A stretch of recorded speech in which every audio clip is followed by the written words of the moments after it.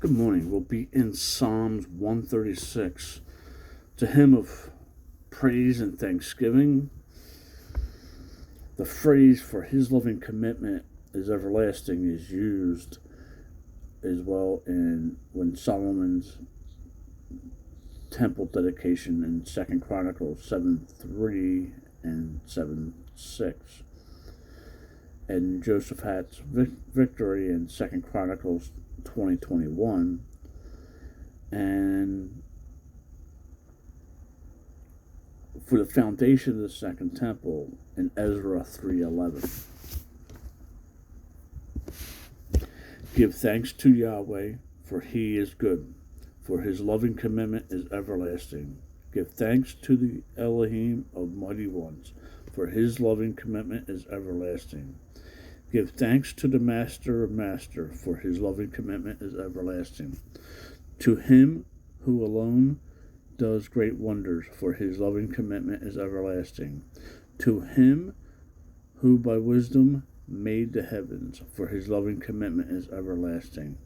To him who spread the earth on the waters, for his loving commitment is everlasting.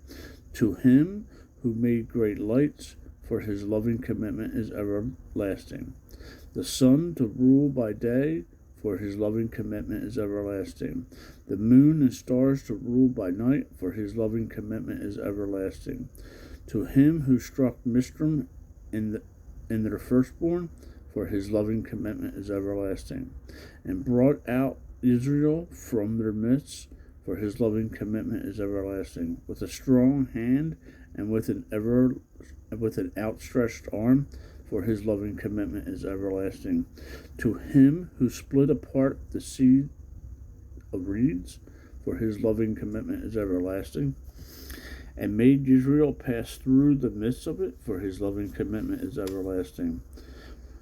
But shook off Pharaoh and his army in the sea of reeds, for his loving commitment is everlasting. To him who led his people through the wilderness, for his loving commitment is everlasting. To him who struck great sovereigns, for his loving commitment is everlasting, and killed mighty sovereigns, for his loving commitment is everlasting.